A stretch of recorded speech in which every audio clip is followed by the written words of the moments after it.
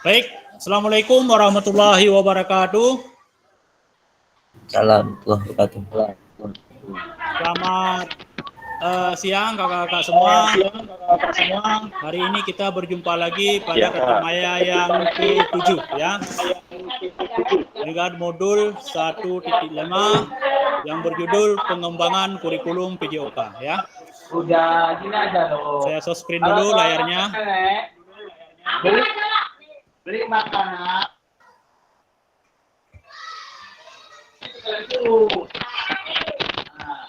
Itu ya. Yang 4 itu. Yang 4 ini.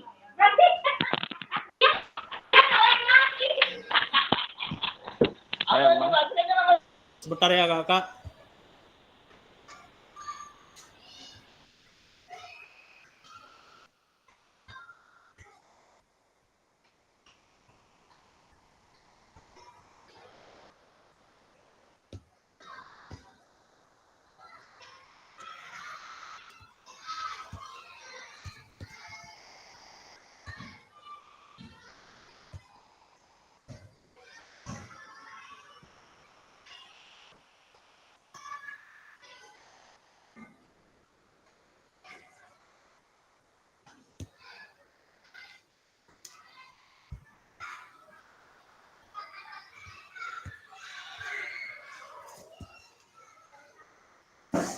Baik, seperti biasa kesepakatan bersama yaitu menyalakan kamera, mematikan mikrofon, hadir seutuhnya, menghargai waktu bersama, memaksimalkan fitur chat, klik raise hand sebelum bertanya, dan gangguan teknis adalah hal yang wajar ya. Jadi sebelum kita memulai pembelajaran terlalu lebih jauh, marilah kita sama-sama berdoa dulu sebelum kita memulai pembelajaran hari ini. Sekarang saya minta kepada Kak Farhan untuk memimpin doa pembuka. Silakan Kak Farhan.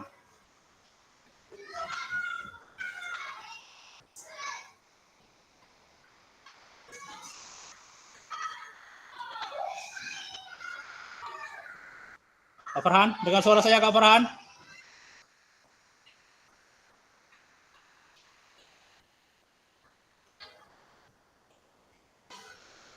Dihidupkan dulu mic-nya Kak Farhan. Mic-nya dihidupkan. Dengar nggak? Silakan pimpin doa pembuka dulu. Oke. Ya sebelum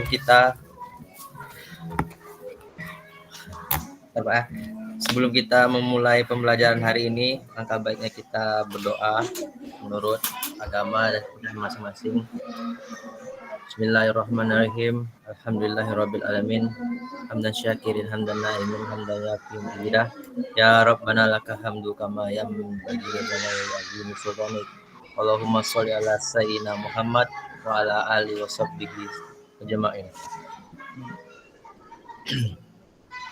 Auzubillahi Allahumma fir lana dzunubana wa liwalidayna wa qina Rabbana atina fid dunya hasanah wa fil akhirati hasanah wa qina adzabannar. Subhana rabbil izzati amma yasifun. Wassalamualaikum warahmatullahi rabbil alamin.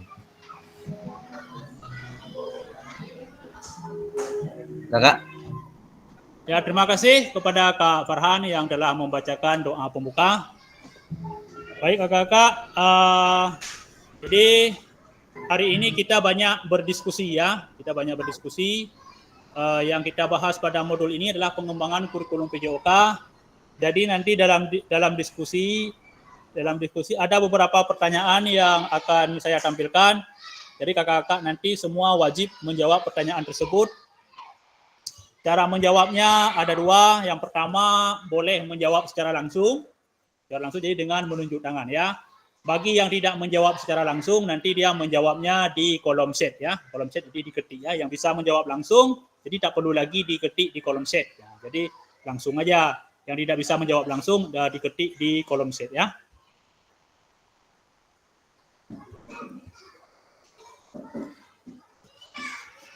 Tujuan dari sesi kita kali ini adalah peserta dapat memahami 3 karakter utama kurikulum Merdeka serta berkaitan dengan prinsip pemikiran Ki Hajar Dewantara. Jadi di sini yang pertama kita akan membahas 3 karakter utama kurikulum Merdeka yang bersesuai dengan prinsip Ki Hajar Dewantara ya. Jadi nanti yang pertama ada karakter-karakter yang akan kita bahas nanti. Yang pertama adalah backward design, yang kedua pengembangan kurikulum PJOK, dan yang ketiga adalah prinsip pemikiran menurut Ki Hajar Dewantara. Bahwasanya Ki Hajar Dewantara ini ada 3 prinsip yang dia kemukakan. Yang pertama adalah ing ngarso sun tulodo, yang kedua ing madio mangun kurso, dan yang ketiga adalah tutwuri handayani. Agenda kita sesi ini yang pertama adalah backward design. Jadi kita akan membahas suatu model pembelajaran yang disebut dengan backward design. Saya meyakini bahwasanya Bapak Ibu, kakak-kakak semua sudah mempelajari backward design di LMS. Jadi bagaimana cara merencanakan suatu pembelajaran yang disebut dengan backward design ya. Yang kedua adalah pengembangan kurikulum PJOK. Jadi yang kedua nanti kita bahas bagaimana kita mengembangkan kurikulum PJOK. Jadi berdasarkan pengalaman yang sudah kita kerjakan selama kita mengajar, nanti kita akan berdiskusi, saling berbagi bagaimana cara mengembangkan kurikulum PJOK berdasarkan pengalaman dan apa yang sudah kita lakukan selama menjadi guru. Yang ketiga, pemikiran Ki Hajar Dewantara dan kurikulum Merdeka. Jadi di sini pada penerapan kurikulum Merdeka ada beberapa asas yang diambil, esensinya yaitu pemikiran Ki Hajar Dewantara. Yang pertama yang sudah saya sebutkan tadi ada 3, yaitu ing ngarso tungkulodo, in madio mangun kurso, dan tutwuri handayani. Jadi dari ketiga tersebut diterapkan dalam kurikulum Merdeka. Bahwasanya di setiap daerah itu mempunyai tokoh-tokoh pendidikan.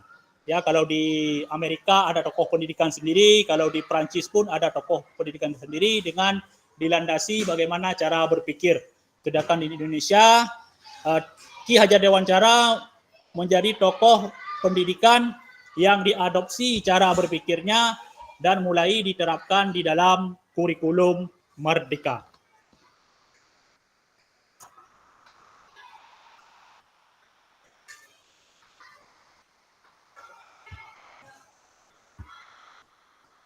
Baik kakak-kakak, kita mulai aktivitas yang pertama. Backward design dalam pengembangan kurikulum PJOK.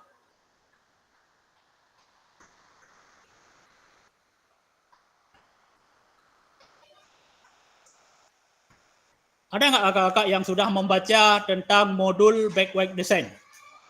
Ada yang sudah membaca tentang modul backward design di LMS? Apa itu backward design? Bu Wagira? Merupakan proses sistematis yang memastikan kesesuaian kurikulum dengan capaian pembelajaran yang diinginkan.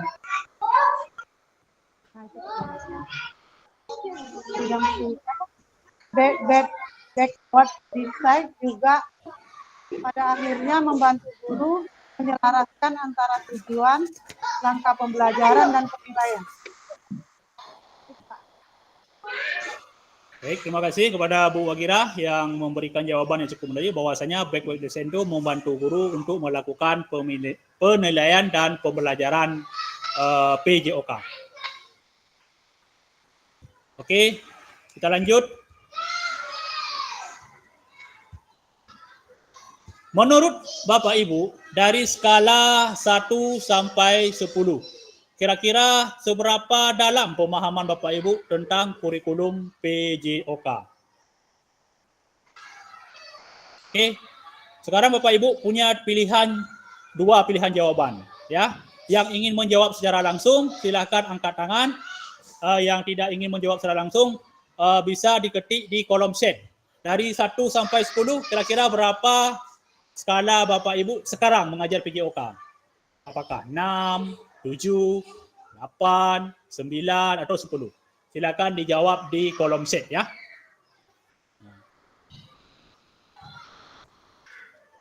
Ini pertanyaannya. Skala 1 sampai 10 kira-kira seberapa dalam pemahaman Bapak Ibu tentang kurikulum PJOK. Jadi kita kan sering memberikan nilai. Ini memberikan nilai untuk diri sendiri. Bahwasanya kayaknya pemahaman saya terhadap kurikulum PJOK 7 ataupun 8 ataupun 9 ataupun bisa jadi 6. Silakan diketik di kolom chat ya.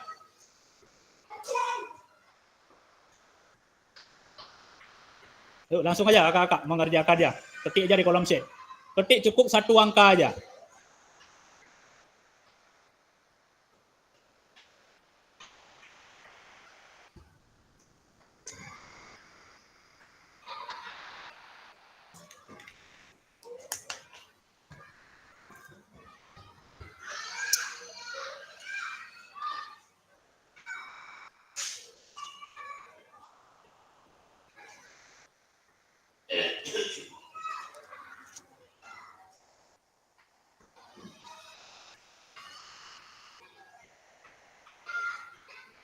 Tujuh. Kak Heri Ramadan 7. Firdiansyah 7.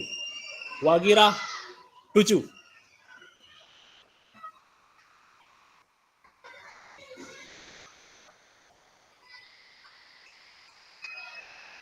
Kai.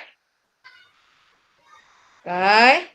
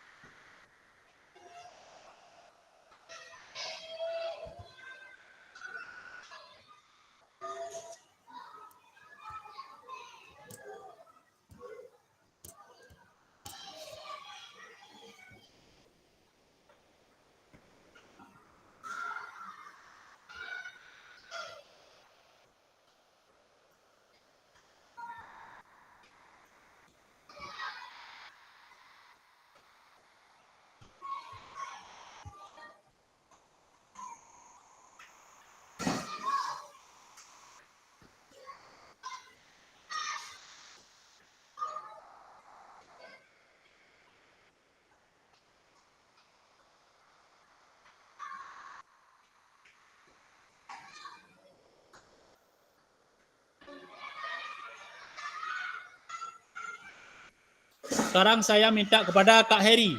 Kak Heri, kenapa Kak Heri 7?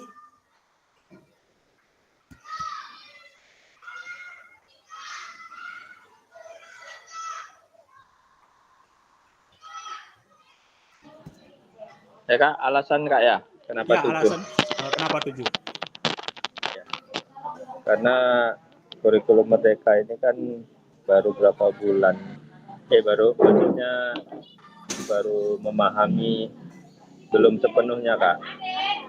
Jadi masih, kalau saya terapkan di kelas, kemudian saya refleksikan diri, masih ada beberapa langkah-langkah atau model pembelajaran yang belum sesuai dengan rencananya yang ada di kurikulum Merdeka itu Kak. Terima kasih Kak. Terima kasih kepada Kak Heri. Alasannya adalah karena kurikulum Merdeka ini masih baru ya. Jadi kalaupun diterapkan masih dalam tahap awal atau tahap adaptasi ya. Terima kasih kepada Kak Heri. Sekarang Kak Firdiansyah. Kak Firdiansyah juga 7. Kenapa Kak Firdiansyah 7? Bisa diberikan alasannya? Assalamualaikum warahmatullahi wabarakatuh. Waalaikumsalam warahmatullahi wabarakatuh. Menurut saya hampir sama dengan Pak Heri tadi, dikarenakan kurikulum ini kan baru dikembangkan. Jadi untuk penerapan saya masih tahap belajar juga. Nah, jadi di sini makanya saya menilai diri saya itu 7 gitu. Ya, jauh dari kata sempurna itu. Ya. Kata sempurna ya. Terima kasih. Oke, terima kasih. Yo, 7 ini angka keramat 7 ini ya. Nah, Bu Wagirah, kenapa 7 Bu Wagirah? Hampir sama mungkin Kak jawabannya, karena kita kan yang di 7 ini belum ada diajak untuk pelatihan itu khusus untuk menerangkan masalah ini. Sebenarnya sudah ada juga tingkat kemarin kan, cuma belum apa kali, belum apalah karena masih baru tadi. Hampir sama lah jawabannya.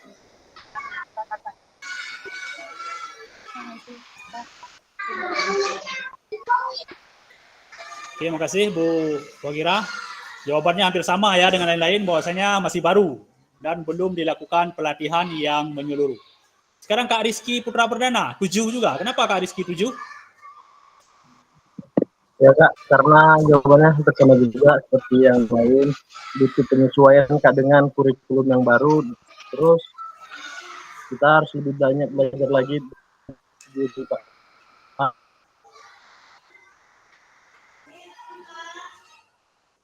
Apa kekurangan kita, bagaimana kita cara menghadapinya.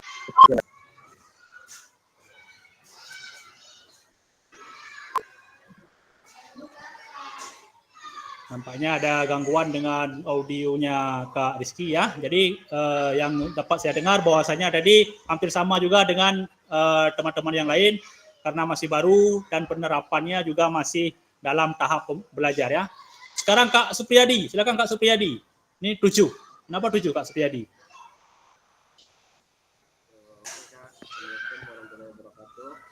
Waalaikumsalam warahmatullahi wabarakatuh.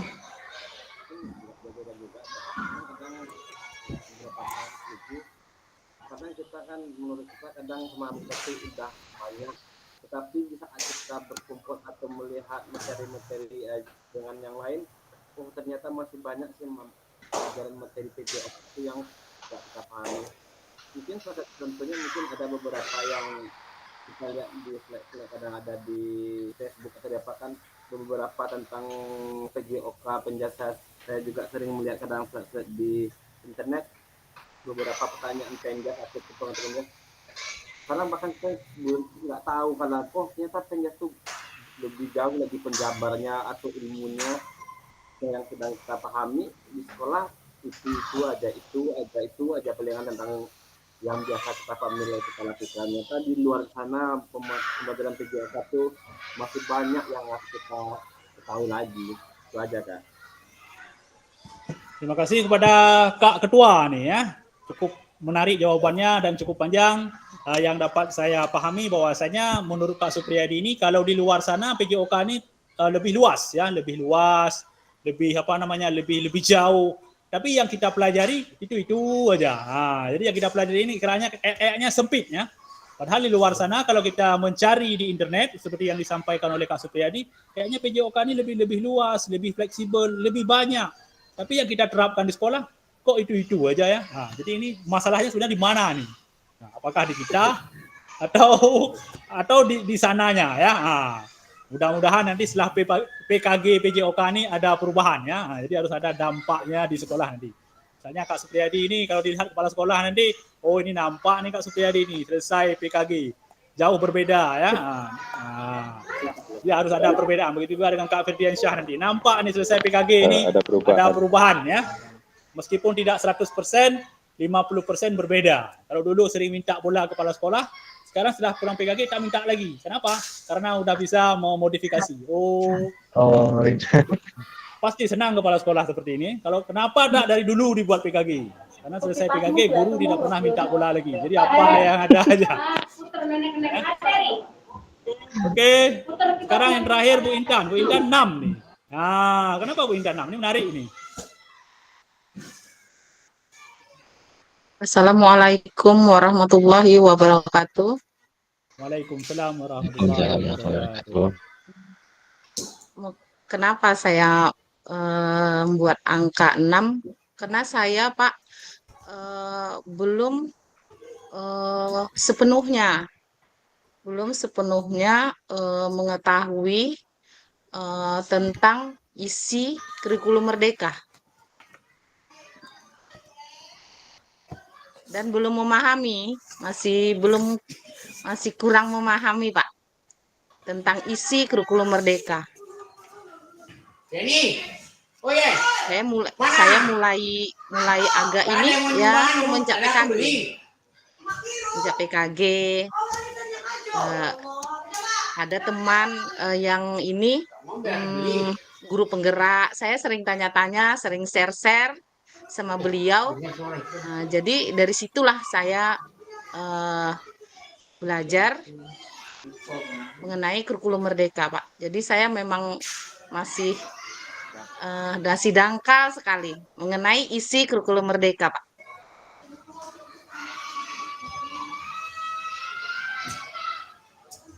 Baik, terima kasih kepada Bu Intan. Secara umum yang dapat saya tangkap bahwasanya Bu Intan ini pemahaman terhadap kurikulum merdeka juga masih baru. Nah, Bu Intan ini banyak belajar juga dengan guru penggerak yang ada di sekolah tersebut. Karena berdasarkan ilmu yang didapatkan belum terlalu jauh, jadi makanya Bu Intan memberikan nilai 6 ya.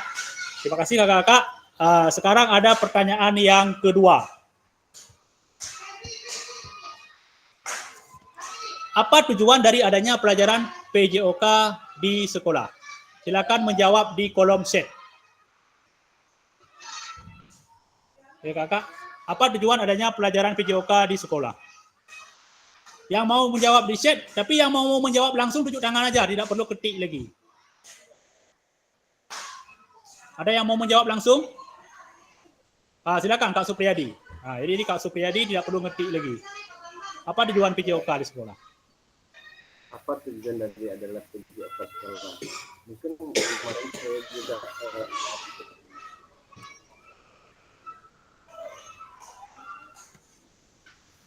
apa dan juga tujuannya itu mungkin pertama ada beberapa yang saya tangkap. Yang pertama itu PJOK itu merupakan salah satu mata pelajaran yang paling ditunggu-tunggu oleh didik oleh siswa kita.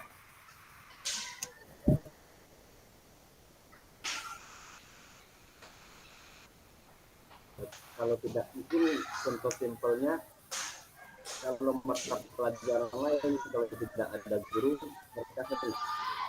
Tapi kalau pelajaran PJOK kalau tidak ada guru mungkin mereka akan bahkan dia mana bapak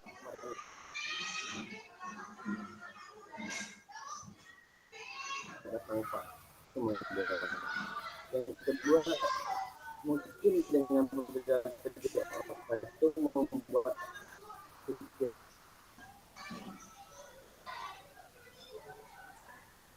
dan mereka tuh agak lebih fair. Contohnya mungkin dari pagi dia belajar fisika kimia di adanya PJOK itu mereka benar bisa berpikir yang di saat kita itu melakukan pembelajaran karena bisa dia merelakan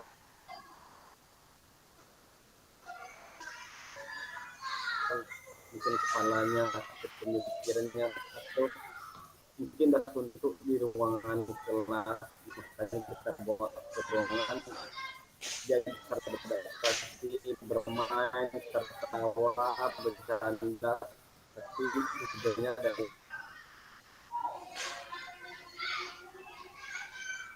dalam kesehatan. Nah juga adalah itu juga kita bisa menilai gimana kreativitas anak atau mungkin anak itu.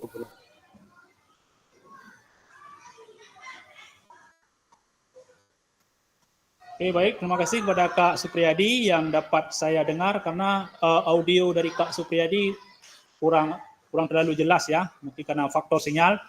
Yang pertama yang disampaikan Supriyadi bahwasanya PJOK ini adalah pelajaran yang ditunggu-tunggu oleh peserta didik. Ya.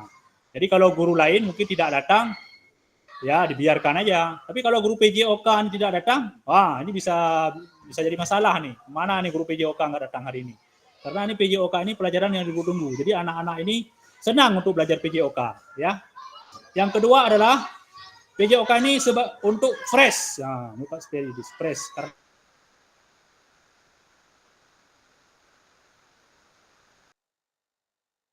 Jika sudah banyak berpikir, Jadi mereka butuh PJOK untuk sarana untuk merefreshkan diri, merefreshkan pikiran ya.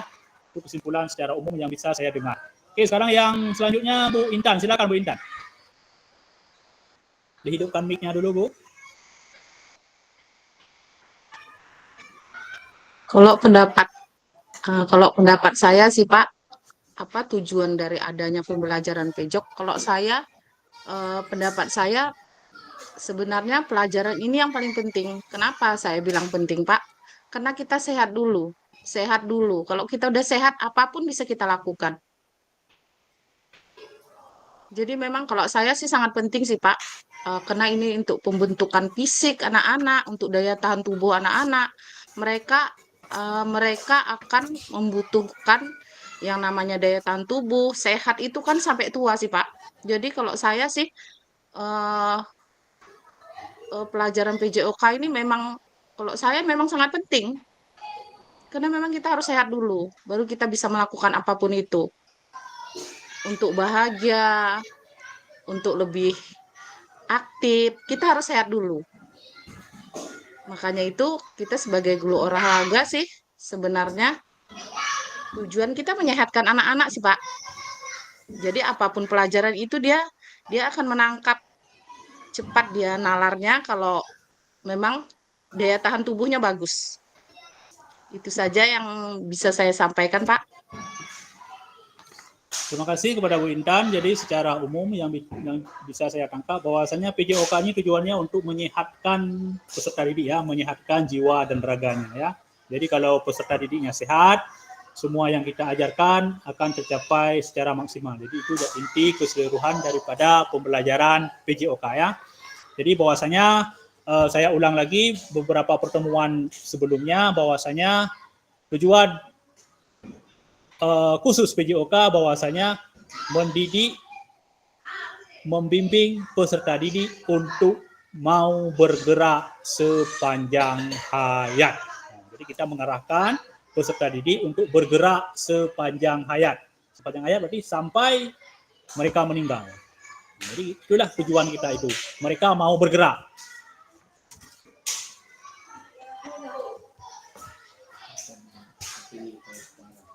Di kolom chat ada jawaban daripada Ibu Wagirah. Tujuannya selain untuk mengembangkan fisik, bisa juga untuk mengembangkan mental, sosial, emosional, dan intelektual. Kedua, jawaban daripada Kak Rizky Putra Perdana, tujuan pembelajaran PJOK yaitu untuk mengembangkan kemampuan anak secara keseluruhan melalui kegiatan jasmani, bukan hanya mengembangkan fisik saja, melainkan juga mengembangkan mental, emosional, intelektual, dan kesehatan secara menyeluruh. Baik, terima kasih kepada kakak yang telah menjawab 2 pertanyaan di awal pembelajaran. Sekarang kita lanjut. Menurut capaian pembelajaran PJOK Kurikulum Merdeka, pendidikan jasmani, kesehatan olahraga bertujuan sebagai pembelajaran bagi peserta didik. Yang pertama, mengembangkan, menerapkan, mengevaluasi keterampilan, konsep, strategi gerak yang akan menjadi disposisi untuk partisipasi dalam berbagai aktivitas jasmani dengan penuh percaya diri, kompetisi, dan kreatif. Jadi yang pertama, Bapak Ibu, kita mengembangkan, menerapkan strategi gerak untuk berpartisipasi dalam aktivitas jasmani dengan penuh percaya diri. Itulah tugas kita, mengembangkan supaya gerak-gerak yang dihasilkan kepada peserta didik lebih bervariasi, lebih kreatif, supaya aktivitas jasmani yang mereka lakukan menjadi maksimal sehingga peserta didik dalam melakukannya lebih percaya diri. Itu yang pertama. Yang kedua, adanya kompetensi. Jadi kompeten, gerak yang mereka lakukan juga kompeten. Dan yang terakhir, kreativitas. Adanya kreativitas gerak yang bisa membangun imajinasi peserta didik. Yang kedua, membantu dan memberikan dukungan mereka dalam memilih gaya hidup sehat dan aktif secara jasmani. Ini poin yang kedua, ini penting ya. Jadi kita sebagai guru PJOK mengarahkan supaya peserta didik memiliki gaya hidup sehat dan aktif secara jasmani. Jadi yang perlu kita tanamkan kepada peserta didik bahwasanya gaya hidup itu harus sehat. Apa instrumen untuk menerapkan gaya hidup sehat? Instrumennya salah satunya adalah dengan rajin berolahraga. Kalau di lingkungan sekolah, apa instrumen untuk melaksanakan olahraga? Yaitu di pendidikan jasmani. Jadi dalam PJOK kita mengajarkan beberapa gerak dasar, beberapa permainan, supaya permainan dan gerakan yang mereka lakukan membuat peserta didik menjadi lebih sehat dan aktif secara jasmani. Dan kembali lagi ke tujuan awal, aktif secara jasmani, seperti yang saya sampaikan tadi, yang kita bahas di awal, bahwasanya aktif secara jasmani sepanjang hayat. Yang ketiga, membangun dan menerapkan keterampilan sosial emosional melalui konteks pembelajaran yang menekankan nilai-nilai fair play, kerjasama tim, dan inklusivitas. Jadi di sini kita selain mengajarkan jasmani, kita juga menanamkan emosional. Emosional itu apa? Emosional itu kalau kita penggal itu kan emosi. Emosi itu yang sering kita pahami bahwa emosi itu marah. Sebenarnya emosi itu bukan hanya marah. Tenang juga bagian dari emosi. Cara berpikir juga bagian dari emosi. Menyelesaikan masalah juga sebagian dari emosi. Karena ke dalam PJOK ada beberapa permainan yang kita terapkan. Jadi di sini selain makna dari gerak dasar, kita juga menerapkan nilai-nilai emosi. Nilai emosinya yang dimaksud di sini adalah kemampuan mereka menyelesaikan persoalan yang mereka hadapi secara bijaksana. Ya, jadi bijaksana di sini misalnya bagaimana contohnya? Contohnya, kalau bermain bola pasti tidak ada menang dua-duanya, pasti ada menang dan ada kalah.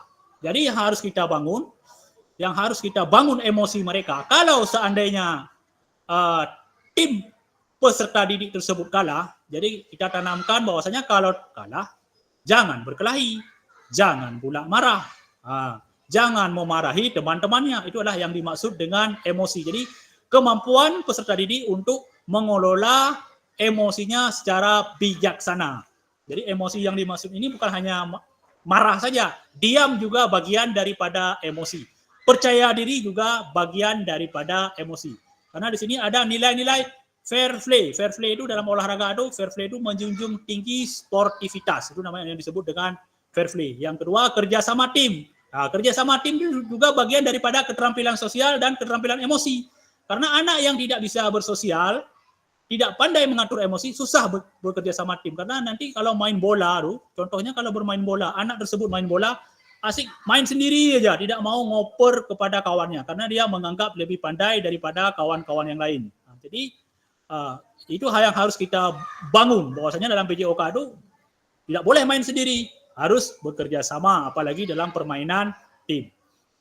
Dan juga terakhir ada inklusivitas. Inklusif itu terbuka bagi segala hal. Nah, jadi anak-anak itu harus terbuka terhadap menerima perbedaan yang telah kita bahas pada pertemuan sebelumnya. Yang keempat, menanamkan apresiasi dan mengembangkan sikap positif untuk aktif secara jasmani sepanjang hayat sebagai upaya peningkatan keseluruhan kualitas hidup. Jadi di sini ada kalimat menarik, menanamkan apresiasi. Jadi kita sebagai guru harus sering memberikan apresiasi dan mengembangkan sikap positif. Jika ada peserta didik dalam melakukan suatu gerakan tersebut bagus, kita harus berikan apresiasi. Bagus. Tolong dikembangkan. Ini siswa A. Coba Ananda semua perhatikan siswa A. Siswa A ini dia bagus melakukan roll depan, roll belakang. Jadi kita berikan apresiasi, kita berikan aplaus, tepuk tangan supaya dia merasa dihargai. Dan teman-teman kita motivasi. Coba kalian lihat si A nih. Si A ini rajin dia berlatih sehingga dia bisa. Jadi selain memberikan apresiasi kepada peserta didik si A, kita juga memberikan dorongan kepada peserta didik yang lain supaya mereka rajin berlatih dan rajin untuk melakukan gerakan, terus belajar dan belajar supaya mereka bisa seperti si A. Dan ini menjadi konsep yang dijabarkan juga di sini secara aktif secara jasmani sepanjang hayat untuk peningkatan keseluruhan kualitas hidup. Jadi kualitas hidup kita itu akan meningkat apabila kita mau bergerak sepanjang hayat. Jadi kualitas hidup kita meningkat, bukan hanya kualitas dari segi ekonomi, juga kualitas dari segi jasmani.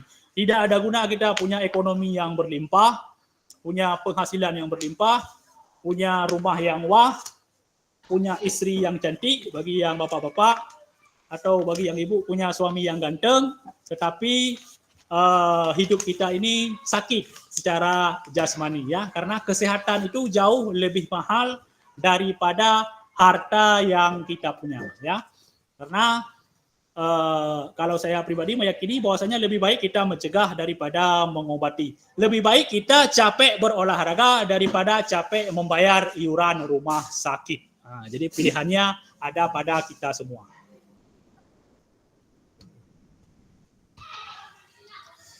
Selanjutnya mari berdiskusi sesuai dengan pertanyaan pada slide berikutnya. Silakan tulis di kolom chat atau raise hand untuk menyampaikan pendapat Bapak Ibu. Jadi seperti tadi ya, yang mau menjawab silahkan angkat tangan. Yang tidak bisa angkat tangan silahkan ketik di kolom chat. Pertanyaan yang pertama, terlepas dari kurikulum apapun, apakah selama ini Bapak Ibu sudah memahami dengan baik tujuan mata pelajaran dan menjadikannya sebagai acuan? Baik, silakan Kakak. Terlepas dari kurikulum apapun, kan banyak kita kurikulum merdeka, kurikulum 13, kurikulum apa lagi sebelum 13? KTSP, KBK. Terlepas dari kurikulum tersebut, kita hari ini tidak pertanyaan.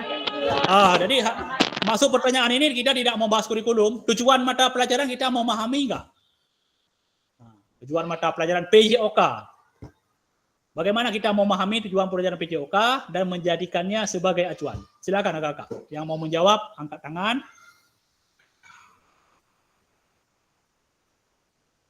Jadi jawabannya boleh dua ya, boleh angkat tangan dan boleh mengetik di raise hand, boleh mengetik di kolom chat.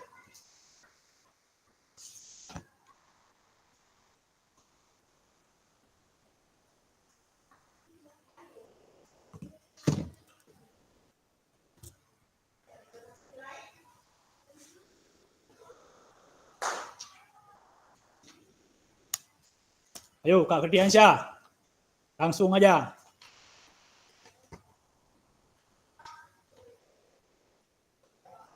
Tak perlu diketik lagi, langsung aja jawab. Berikan pandangan menurut pola pikir Kak Firdiansyah. Jangan ragu-ragu. Ayo Bu Intan, silakan.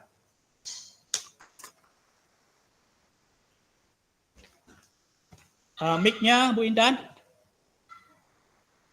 Kalau saya sih Pak, kurikulum apapun itu, tugas saya sebagai guru penjas memang harus memahami dengan baik tujuan mata pembelajaran PJOK ini. Jadi saya bisa menyalurkan apapun itu ke anak-anak. Karena tugas saya di sini memang satu memang menyehatkan anak-anak sih Pak, biar banyak bergerak. Artian saya jadi pelajaran dari hidup saya, karena pola hidup saya kurang bagus. Makanya istilahnya bahasa ininya saya kurang sehat. Jadi kalau bisa dalam kurikulum ini saya bisa menyehatkan anak-anak Pak sebagai guru penjas. Artian kita harus bertujuan menyehatkan anak bangsa ke depannya supaya anak-anak berminat untuk bergerak gitu Pak. Sebenarnya itu tujuannya saya sebagai guru penjas. Itu saja yang bisa saya sampaikan Pak. Terima kasih kepada Bu Intan. Silakan Kak Eri. Oke, terima kasih Kak. Jadi saya kan mengajar mulai tahun 2021 Kak. Jadi itu 2021 masih menggunakan K13. Jadi kalau saya bandingkan dengan kurikulum merdeka, memang sih kalau yang di K13 ini pembelajarannya bisa dibilang belum sepenuhnya berpihak kepada peserta didik.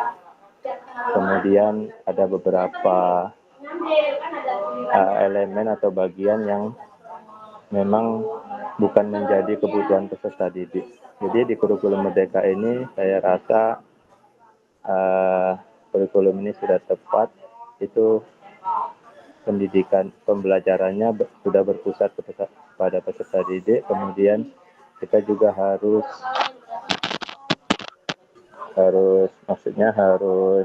memenuhi apa kebutuhan peserta didik.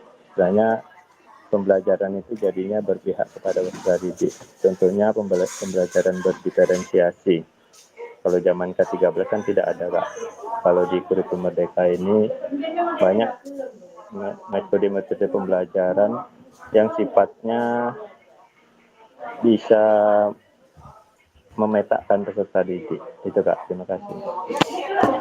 Baik.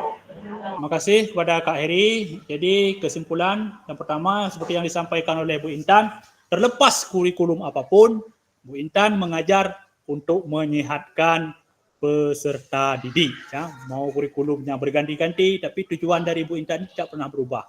Jadi membuat peserta didik itu menjadi sehat. Ya.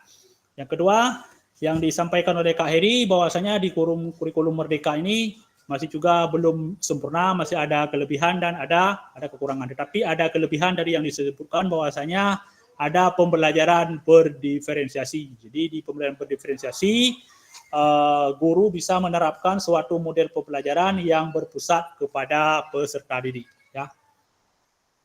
Oke, baik Kak. Sekarang kita lanjut ke pertanyaan selanjutnya.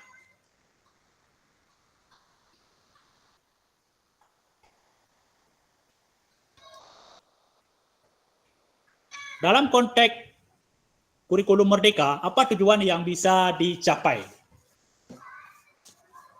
Yuk, silakan. Yang mau langsung menjawab, silakan angkat tangan. Dalam konteks kurikulum Merdeka, apa tujuan-tujuan? Apakah tujuan-tujuan ini bisa dicapai?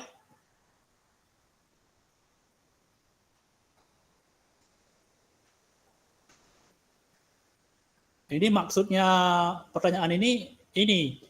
Kalau tadi Bu Intan menyampaikan bahwasanya tujuannya terlepas daripada kurikulum, tujuan Bu Intan mengajar adalah untuk menyehatkan peserta didik. Kalau kita gabungkan dengan kurikulum Merdeka, apakah kurikulum Merdeka bisa membuat peserta didik menjadi sehat? Nah, itu nyambung pertanyaannya. Nah, itu maksud dari pertanyaan ini.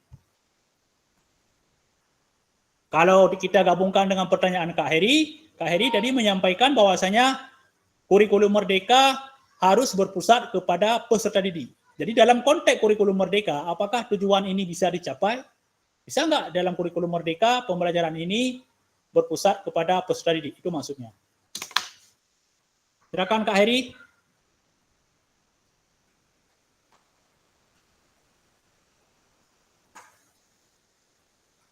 Siapa yang pertama? Kak Heri. Dihidupkan mic-nya.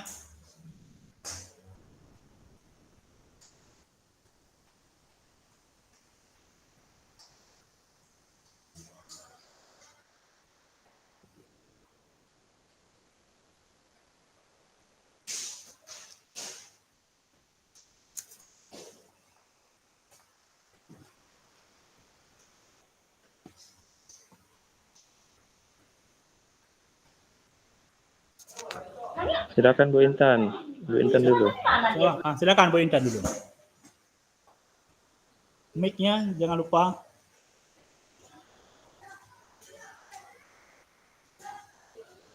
Kalau saya sih Pak, tujuannya sepertinya bisa dicapai. Kenapa saya bisa katakan begitu? Karena anak-anak ini kemampuannya Pak beda-beda. Bisa contoh kayak gerakan lokomotor gitu. Jadi anak-anak itu memang kemampuannya berbeda-beda. Misalnya ada salah satu anak bisa melompat dengan satu kaki, ataupun bisa melakukan loncatan dengan bagus. Jadi setiap anak itu memang beda-beda, Pak. Artian dengan adanya kurikulum ini, saya lebih setuju. Kenapa saya setuju? Karena di sini kurikulum Merdeka ini berpihak kepada anak. Jadi anak itu enggak terbebani loh Pak. Dia punya kepintaran masing-masing gitu loh. Ada yang bisa memang melakukan roll ke depan, ada memang dia bisa melompat. Jadi setiap anak itu memang punya keahlian masing-masing Pak. Tidak ada sebenarnya yang tidak bisa melakukan. Cuman ahlinya beda-beda, itu aja yang bisa saya sampaikan Pak. Baik, terima kasih kepada Bu Intan. Sekarang Kak Heri, silakan.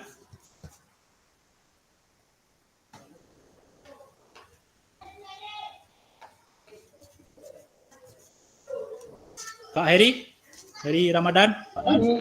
Ya Kak, terima kasih Kak. Kalau dilihat dari pertanyaan dalam konteks kurikulum merdeka, apakah tujuan-tujuan bisa dicapai? Tentu bisa Kak. Ya memang tidak sepenuhnya bisa tercapai, cuman kalau ditanya bisa tercapai, apakah bisa tercapai. Apalagi di kurikulum merdeka ini seperti yang Bu Intan bilang tadi, pembelajaran berdiferensiasi, artinya banyak variasi-variasi yang diterapkan dalam pembelajaran.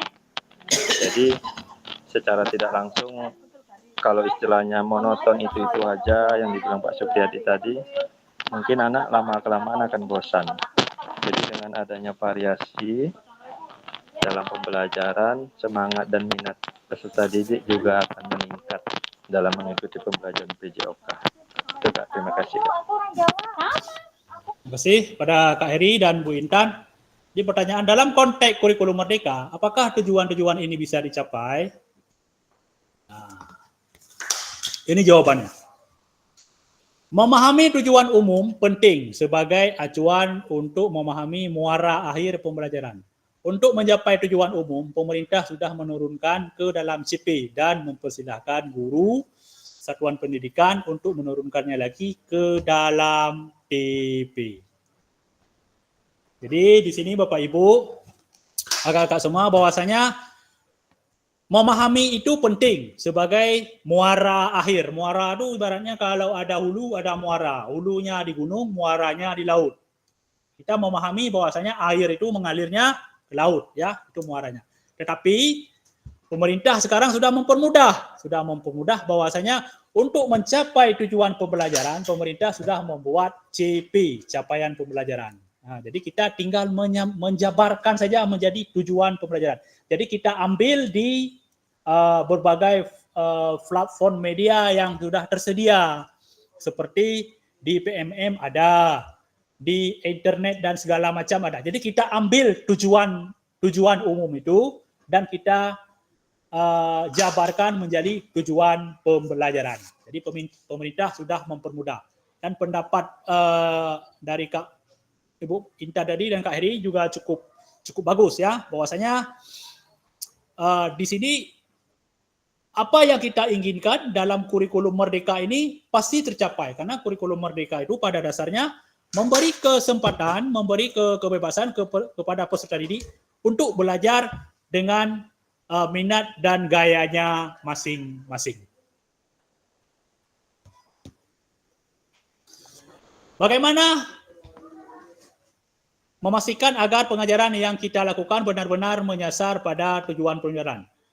Karena seringkali mengajar langsung fokus pada materi dan aktivitas yang kita lakukan.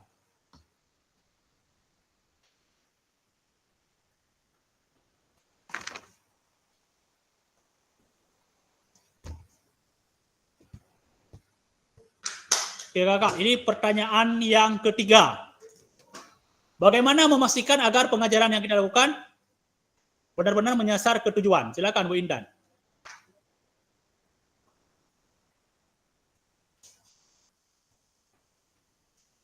Kalau saya sih Pak, anak-anak kan kalau di dalam pelajaran misalnya itu di dalam kelas gitu.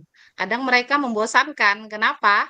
Jadi saya biasanya tumbuhkan ice breaking-nya Pak. Misalnya tepuk 1, tepuk 2. Jadi anak-anak itu bosannya agak kurang. Atau saya kasih pertanyaan pemantik gitu. Biasa saya seperti itu Pak. Biar memicu anak-anak tidak bosan. Jadi menurut Bu Intan nih, Bu Intan tidak langsung pada materi ya, pakai ice breaking dulu, supaya lebih menarik. Iya, di pertengahan pembelajaran juga bisa. Kadang anak bosan, Pak. Ya, jadi di pertengahan masuk lagi ice breakingnya. Apalagi kalau sekarang kita belajarnya ke 3JP tu. 3JP kan lama tu. Bosan anak-anak kan. Jadi kita masukkan ice breaking supaya suasana menjadi lebih cair ya. Baik, yang lain ada yang ingin memberikan jawaban? Bagaimana memastikan agar pengajaran yang kita lakukan benar-benar menyasar pada tujuan? Tetap pada tujuan. Karena seringkali kita fokus pada materi. Langsung pada materi. Kira-kira apa yang harus kita lakukan? Tujuan tercapai, tetapi jangan terlalu fokus langsung pada materi. Misalkan hari ini kita mau belajar sepak bola. Belum apa-apa kita udah langsung ke teknik dasarnya. Jadi sebelum kita masuk ke teknik dasar sepak bola, apa yang harus kita lakukan supaya pembelajaran tersebut menarik. Tapi tujuannya tetap tercapai. Nah, kalau jawaban dari Bu Indah tadi bahwasanya ice breaking. Masukkan dulu ice breaking, suasana sudah cair, mereka jadi lebih kompak, baru masuk ke tujuan pembelajaran. Nah, nanti di tengah-tengah masuk lagi ice breaking, baru lagi nyasar ke tujuan pembelajaran ya.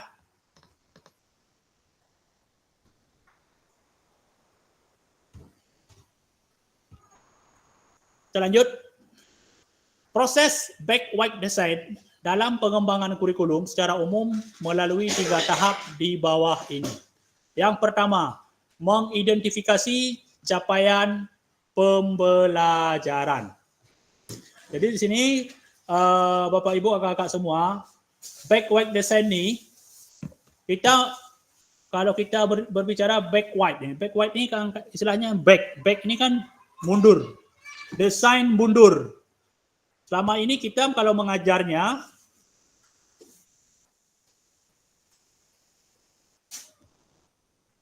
kan maju, tapi ini menentukannya mundur. Yang pertama kita identifikasi dulu capaian pembelajaran hari ini apa. Setelah kita mengidentifikasi capaian pembelajaran hari ini apa, kedua kita menentukan metode penilaiannya apa. Jadi nilai dulu. Biasanya kita kalau metode penilaian itu di akhir, tapi sekarang di backward design ini penilaiannya di 2. Perencanaannya di 3. Kalau kita selama ini mengidentifikasi dulu, merencanakan, dan penilaiannya di 3. Tapi di backward design ini dibalik. 2 menjadi 3, 3 menjadi 2. Yang pertama identifikasi dulu, yang kedua menentukan metode, dan yang ketiga merencanakan pengalaman pelajaran dan strategi belajar.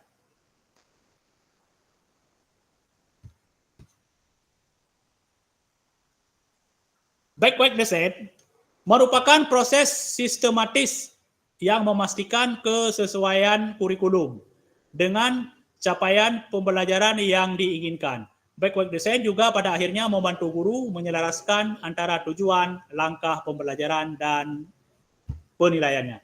Jadi backward design proses yang sistematis dengan memastikan kesesuaian kurikulum dan capaian yang diinginkan. Jadi backward design ini membantu kita menyelaraskan antara tujuan, langkah, dan penilaian.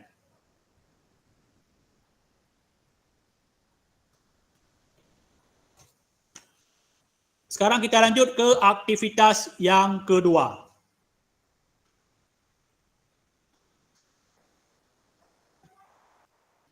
Penyusunan program PJOK.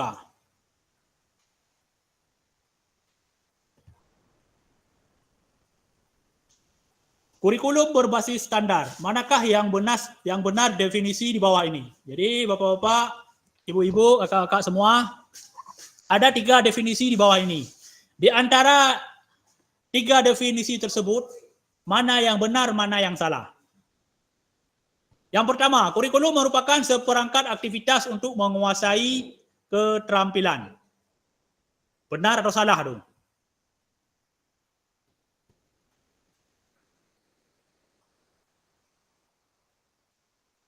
Yang kedua, peserta didik, buku teks peserta didik dapat dikatakan sebagai suatu kurikulum. Jadi buku adalah kurikulum, benar atau tidak dong? Yang ketiga, kurikulum adalah suatu standar untuk mengetahui apa yang peserta didik harus pelajari, meliputi keterampilan, pengetahuan, dan konsep. Kalau kita anggap nomor 1, nomor 2, nomor 3, nomor 1 benar atau tidak?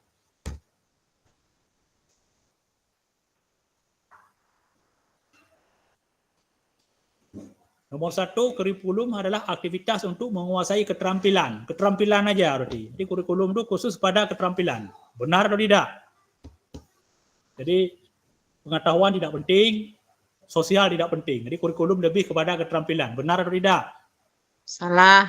Salah, Pak. Salah ya. Soal nomor 2, buku teks peserta didik dapat dikatakan kurikulum. Jadi buku itulah kurikulum. Tapi selain buku bukan kurikulum. Salah. Benar Salah, atau salah? Salah. Yang ketiga, kurikulum adalah suatu standar untuk mengetahui apa yang peserta didik harus pelajari. Jadi di kurikulum itu standar untuk mengetahui apa yang harus dipelajari peserta didik meliputi keterampilan, pengetahuan, dan sikap. Benar. Itu mencakup semua ya. Benar atau salah? Benar. Benar. Benar, Pak. Benar ya. Oke, jadi dari ketiga hal tersebut, yang pertama dan yang kedua salah, yang benar adalah yang ketiga.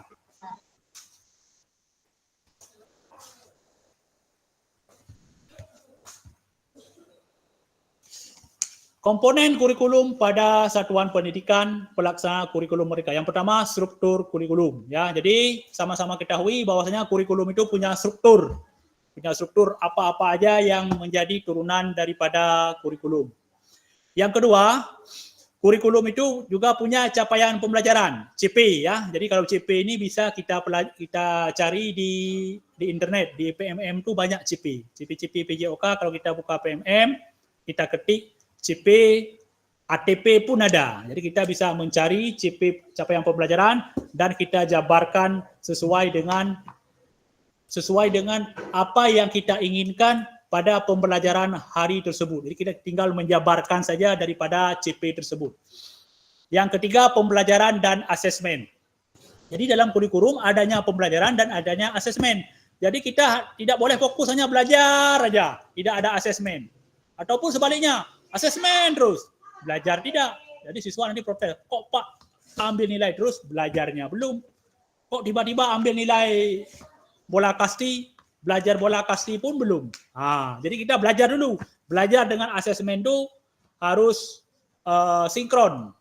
Kapan kita lakukan asesmen, kita sesuaikan dengan pembelajaran. Asesmen kan terbagi lagi nanti, ada asesmen formatif, ada asesmen sumatif. Kalau untuk hal-hal ini saya rasa tidak perlu saya jabarkan lagi karena Bapak-Bapak Ibu sekalian kakak pasti paham itu yang disebut dengan asesmen formatif dan asesmen sumatif. Yang keempat, penggunaan perangkat ajar. Jadi dalam kurikulum satuan pendidikan kita juga menggunakan perangkat ajar. Perangkat ajarnya apa aja? Kalau kita PJOK ini alat-alat belajar itu masuk dalam perangkat praktek. Selain perangkat praktek, apalagi perangkat di dalam kelas, modul ajar, bahan ajar, RPP, laptop, media pembelajaran, video, segala macam, itu juga bagian daripada perangkat ajar. Yang terakhir adalah kurikulum satuan pendidikan. Jadi kurikulum satuan pendidikan ini adalah kurikulum yang telah disederhanakan di satuan pendidikan Bapak Ibu sekalian. Jadi setiap sekolah itu mempunyai kurikulum satuan pendidikan. Turunnya dari mana? Turunnya dari struktur kurikulum di atas. Jadi diambil dari yang sudah di-share oleh kementerian. Jadi kita merumuskan di satuan pendidikan masing-masing sesuai dengan apa yang ada di sekolah kita. Jadi kita kalau tidak punya, kalau di SMA misalkan ring basketnya tidak ada, bola basketnya tidak ada. Sedangkan di turunan yang dibuat oleh kementerian ada materi bola basket. Sedangkan di sekolah kita jangankan ring basket, bola basket pun tidak ada. Jadi kita coret tuh. Jangan kita ajarkan, jangan kita masukkan dalam materi kita. Nah, itu untuk yang SMA ya. Kalau SD bagaimana? Kalau di SD misalkan permainan kecil, permainan kasti. Di sekolah kita kalau kasti mungkin bisa dimodifikasi ya. Di sekolah kita mungkin tidak ada matras. Nah, ini matras. Untuk mengajar senam lantai kan harus ada matras. Nah, jadi bagaimana kita mau modifikasi supaya pembelajaran ini ada. Jangan sampai materi ini dihilangkan. Karena kalau senam itu dia berbeda dengan permainan bola besar. Kalau permainan bola besar kita bisa memilih, tidak ada bola basket, kita bisa pilih sepak bola, kita bisa memilih bola voli. Tapi kalau senam itu dia kan utuh, dia satu utuh. Senam lantai utuh. Nah, tapi gerakan-gerakannya yang bisa kita pilih. Misalkan roll depan, kayang, apalagi handstand, meroda, gerakan-gerakan yang susah, yang sukar dilakukan oleh peserta. Jadi jangan kita lakukan, ya. Lanjut. Mengapa kurikulum operasional berbeda antar satuan pendidikan?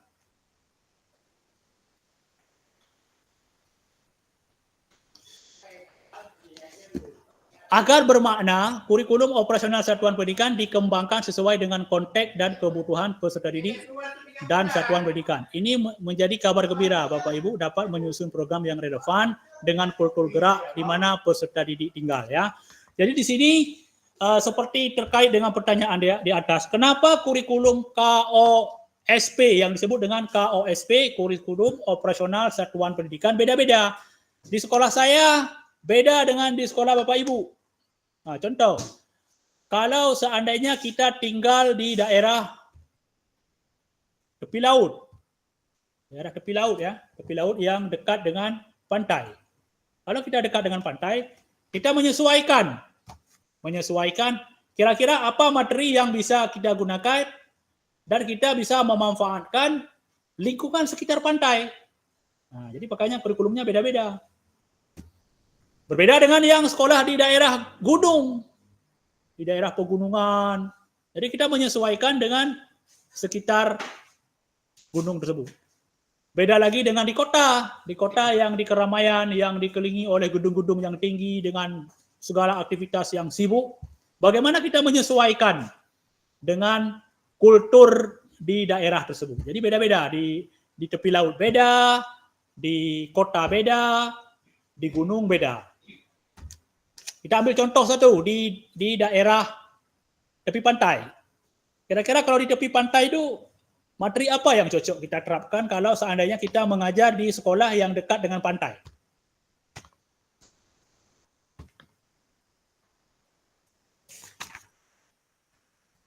Kakak-kakak, ada yang bisa memberikan jawaban? Kalau sekolah di tepi pantai, kira-kira apa materi yang cocok kita berikan?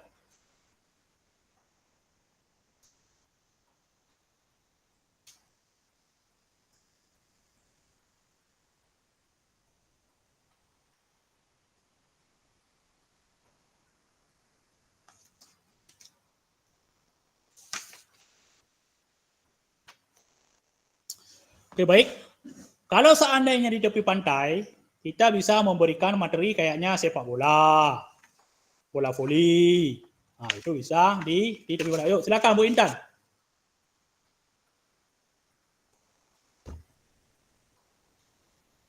Voli pantai bagus, Pak. Masalahnya saya tinggalnya dekat pantai. Kalau masih Dekat mana? SD dulu, Pak. Sekolah saya dekat pantai. Voli pantai. SD mana dulu, Bu? SD 1021, Pak. Saya dekat pantai, Pak. Di daerah, Pak, di Sialang Buah, lewat tebing tinggi, Pak. Oh, di Medan. Di Serampah. Medan. Ya, Serampah. Iya, Pak. Serampah, ya. Saya sering lewat tuh. Iya. Jadi pas di tepi pantai ya. Jadi bagaimana dulu Ibu belajar PJOK dengan di tepi pantai? Coba Ibu berbagi pengalaman.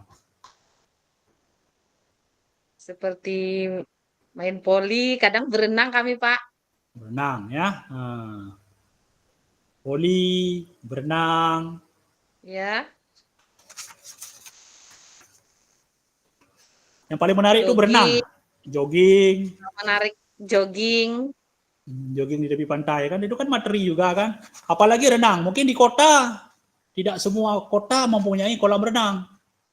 Ya kan? Kalau di Duri mungkin ada kolam renang. Kalau di Bengkalis ini kayaknya nggak ada kolam renang, makanya materi kolam renang saya saya lewatkan karena tidak sesuai. Kalau saya bawa ke laut di sini, ya cukup riskan ya. Tapi kalau di tepi pantai seperti Ibu Intan sampaikan tadi, mungkin hampir rata-rata semua anak itu bisa berenang ya. Oke, silakan Bu Intan.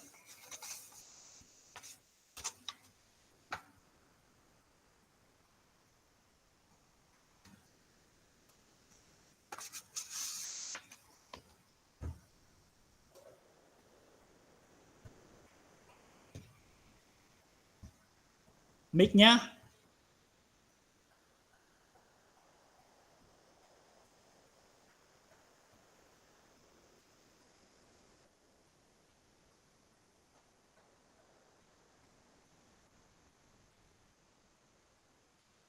Oke, baik.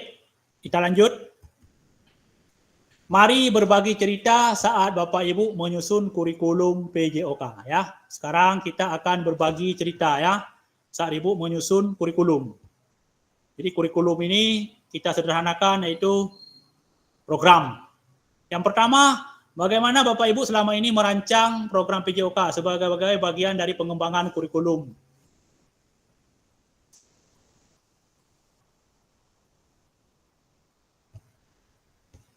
Silakan, ditunjuk tangan. Bagaimana Bapak Ibu selama ini merancang program PJOK sebagai bagian dari pengembangan kurikulum?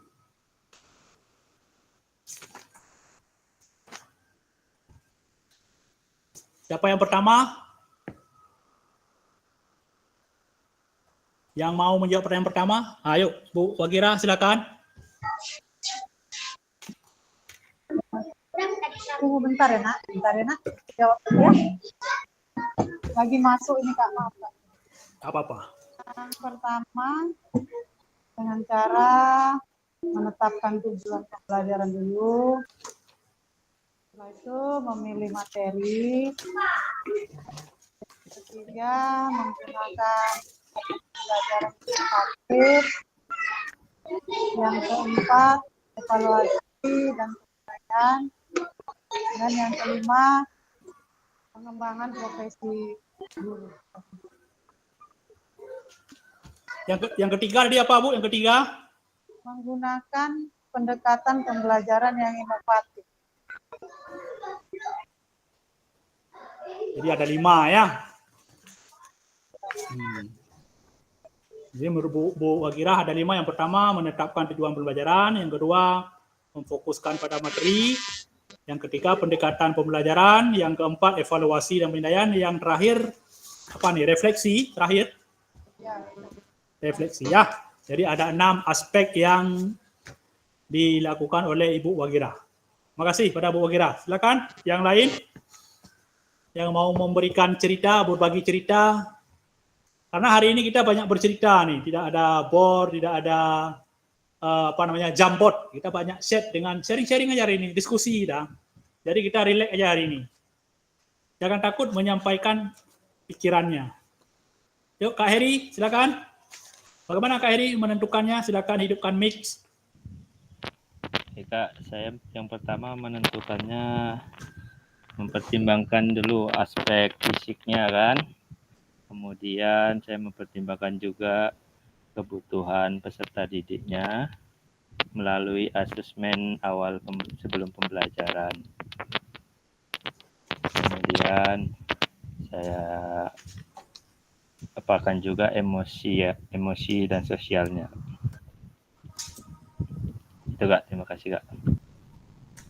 Oke, terima kasih kepada Kak Heri. Ada 3. Yang pertama Kak Heri ini dia menentukan dulu kesiapan fisik ya. Kira-kira ini kalau materi A cocok nggak dengan fisik siswa tersebut?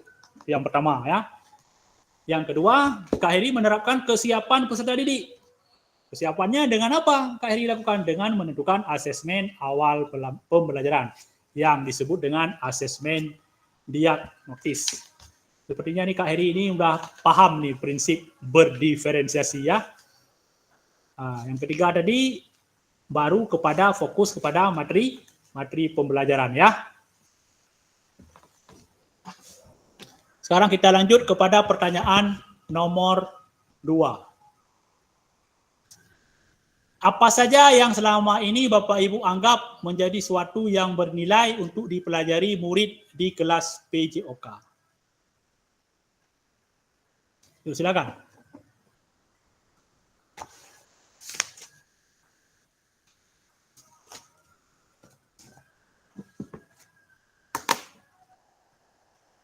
Siapa yang mau membagi cerita apa saja yang selama ini Bapak Ibu anggap menjadi suatu yang bernilai untuk dipelajari di PJOK? Di antara materi-materi itu, apa yang paling bernilai? Yang paling bernilai dari PJOK itu apa? Kayaknya ini harus dipelajari di PJOK ini. Ini kayaknya paling bernilai.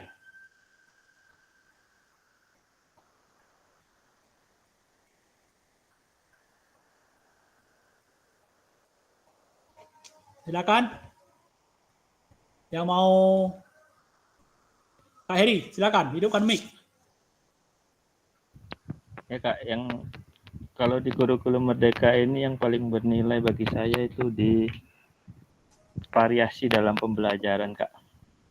Contohnya kalau anak ini banyak dibawa ke variasi, kayak yang sudah saya terapkan di sekolah saya, peserta didik ini lebih semangat lagi Kak. Bahkan istilahnya ketagihan variasi pembelajaran itu, seperti contohnya di awal itu ada ice breaking, kemudian nanti pas di pertengahan kegiatan inti juga ada ice breaking sambil diselangi dengan games gitu kan.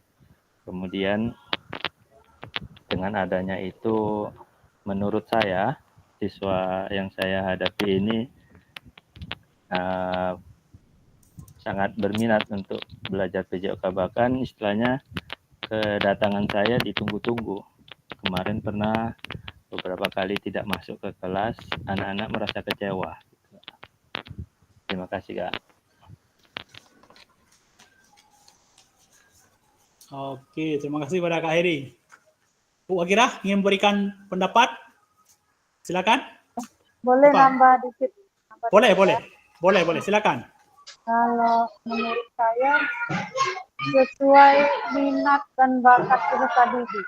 Kalau udah anak itu suka dengan apa yang olahraga yang dia sukai, semangat ya mengikuti. Itu sama dengan Pak.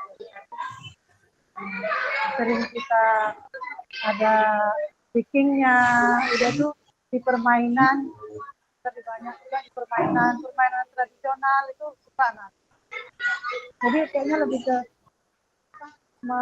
membuat mereka itu senang gitu, baru nampak minat dan bakat mereka di mana.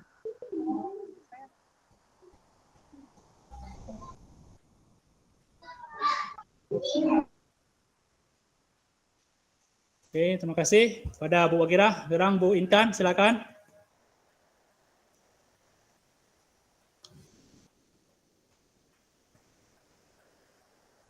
Kalau saya sih Pak, yang bernilai di pelajaran PJOK ini Pak, menanamkan rasa disiplin, tanggung jawab, kerjasama, sopanan. Ya sebenarnya itu Pak yang paling bagus yang sangat bernilai di pelajaran PJOK ini Pak. Jadi ada rasa tanggung jawabnya, jujur, sportivitas. Itu perlu, Pak. Nah, itu saja yang bisa saya sampaikan, Pak. Terima kasih telah menjawab berbagi cerita yang berdasarkan pertanyaan apa saja yang selama ini Bapak Ibu anggap menjadi sesuatu yang bernilai ya. Yang pertama, seperti yang disampaikan oleh Kak Heri tadi, PJOK ini suatu pelajaran yang ditunggu-tunggu oleh peserta didik. Jadi kemarin ini Kak Heri tak masuk beberapa kali pertemuan, anak-anak kayaknya ini kecewa nih ya. Kecewa nih, mana nih Pak Heri ini? Kami tidak belajar PJOK nih ya kan? Seperti kita bahas di awal tadi, PJOK ini sesuatu yang ditunggu-tunggu oleh peserta didik. Itu menjadi sesuatu yang bernilai, itu nilai yang sangat berharga ya. Sebenarnya itulah nilai yang sangat berharga. PJOK itu ada nilainya ketika dicari oleh peserta didik. Tapi kalau guru lain mungkin tidak dicari. Guru PJOK ini dicari. Time masuk jam PJOK, 1 menit terlambat kita masuk, siswanya datang ke kantor. Pak, apa tak belajar olahraga hari ini? Kan? Tunggu dulu, Bapak habiskan kopi dulu nih. Atau mungkin Bapak-bapak yang lagi merokok, habiskan dulu rokok baru setengah nih. Jadi kalau bapaknya tidak datang, ini jadi kacau nih, ribut di kelas nih kan, ribut di kelas. Itu salah satu nilai yang sangat berharga. Jadi kita guru PJOK ini dicari oleh peserta didik. Yang disampaikan oleh Bu Wagira bahwasanya dalam PJOK ini ada nilainya apa? Ice breaking. Jadi dalam PJOK itu banyak ice breaking, banyak permainan. Ice breaking itu kalau bahasanya kan ice, pemecah ice, pemecah kebekuan. Di dalam PJOK ini kalau belajar mata pelajaran yang sifatnya beku dengan pelajar PJOK, jadi suasananya jadi suasananya jadi cair dengan ada ice breaking. Dan yang terakhir yang disampaikan oleh Bu Intan tadi bahwasanya PJOK ini menumbuhkan rasa disiplin dan rasa tanggung jawab ya. Jadi dalam PJOK ini disiplinnya apa? Tepat waktu. Kalau jam 10 disiplin. Yang kedua, tanggung jawab. Tanggung jawabnya dari segi apa? Dalam menjaga peralatan olahraga. Jadi sebelum bermain ambil peralatannya di mana tadi? Di gudang. Nanti setelah bermain peralatannya, bola dan segala macam disimpan lagi di gudang. Itu kita menanamkan nilai tanggung jawab. Karena ke depan kita bisa menggunakan lagi. Atau nanti kalau hari ini kita bermain kelas 5 misalkan hari ini. Besoknya kelas 6. Jadi kalau kita tidak menjaga, nanti bolanya bisa hilang. Kemana-mana ada segala macam. Besoknya kelas 6 tidak bisa menggunakannya. Jadi kita menanamkan kepada peserta didik bahwasanya tanggung jawab itu penting. Segala peralatan yang ada di sekolah itu menjadi milik kita bersama. Jadi kita menanamkan rasa tanggung jawab dan rasa disiplin ya.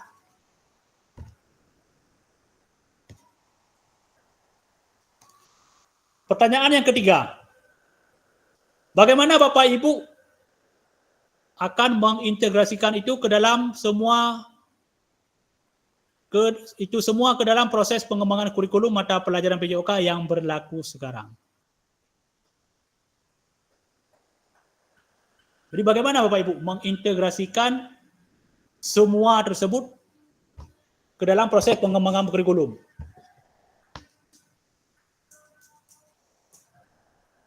Ada yang mau memberikan jawaban? Silakan angkat tangan.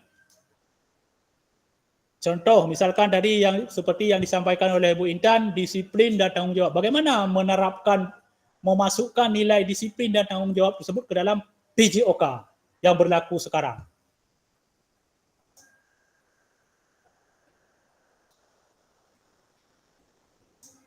Atau yang disampaikan oleh Kak Heri tadi, guru PJOK ini mata pelajaran yang sangat dinanti-nanti oleh peserta didik. Bagaimana kita dinanti-nanti tersebut kita masukkan dalam unsur kurikulum sekarang? Bagaimana mengembangkan, mengintegrasikan itu akan menyelaraskan ke dalam proses pengembangan kurikulum mata pelajaran PJOK yang berlaku sekarang. Bagaimana caranya?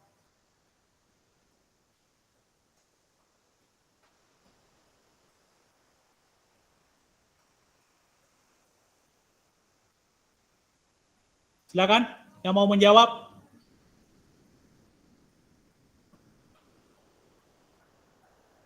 Pak Heri, silakan. Kalau saya berkolaborasi dengan kepala sekolah, kayak kita butuh peralatan olahraga kan, sekarang ini kan sumber dapanya dari dana BOS. Jadi istilahnya kalau tidak berkolaborasi dengan kepala sekolah juga itu akan sulit juga. Tidak mungkin kita memungut biaya anak kan untuk membeli peralatan olahraga. Itu saja Kak, cara saya untuk mengintegrasikan. Baik, terima kasih pada Kak Heri. Yang lain?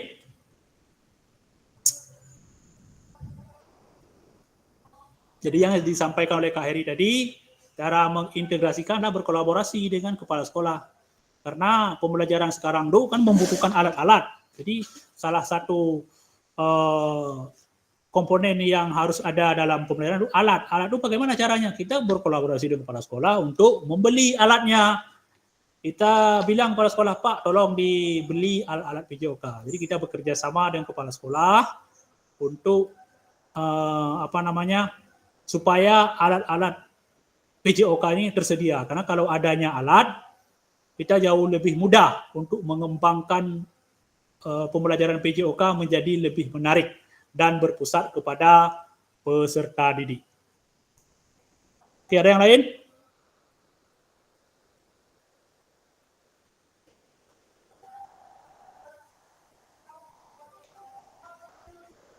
Baik, kita lanjut. 6 faktor yang mempengaruhi pengembangan program PJOK. Ini ada 6 nih. Tadi kita membicarakan faktor pengembangan. Sekarang 6 faktor. Yang pertama, kebutuhan dan karakteristik peserta didik. Jadi yang pertama kita harus melihat apa sih kebutuhan peserta didik. Yang kedua, bagaimana karakter mereka. Jadi kita menyesuaikan dengan karakter mereka dan kebutuhan mereka. Karena setiap peserta didik itu mempunyai karakter yang berbeda-beda dan kebutuhan yang berbeda-beda. Nah, contoh misalkan di sekolah kita itu ada anak yang memang di sekolah tersebut, kalau kita melihat banyak anak-anak yang hobinya main futsal. Anak-anak yang hobinya main futsal. Ataupun sepak bola. Jadi kita sebagai guru PJOK, bagaimana kita mengkondisikan, kita istilahnya memberikan suatu kita mengkondisikan dan kita memfasilitasi supaya anak-anak itu bermain futsal, bermain permainan bola besar menjadi lebih menarik. Nah, karena kebutuhan anak-anak kan beda-beda. Itu contoh. Yang kedua, jika ada anak yang berkebutuhan khusus ini yang kita bahas di modul berapa kemarin? 1.3 atau 1.4 tuh? 3 ya. Kayak anak yang disabilitas. Jadi bagaimana kita membuat suatu model pembelajaran supaya anak-anak tersebut, anak yang disabilitas tersebut ikut dalam proses pembelajaran. Jangan sampai mereka terabaikan. Kira-kira materinya apa? Kalau hari ini materi bola voli atau permainan invasi, permainan net, permainan bola voli. Anak yang disabilitas, contoh anak yang disabilitas tangan, dia tidak bisa bermain bola voli. Cara paling mudahnya adalah suruh dia jadi wasit. Nah, dengan menjadi wasit, jadi anak tersebut terlibat dalam permainan bola voli tersebut. Jangan kita abaikan anak tersebut, jadi kita libatkan.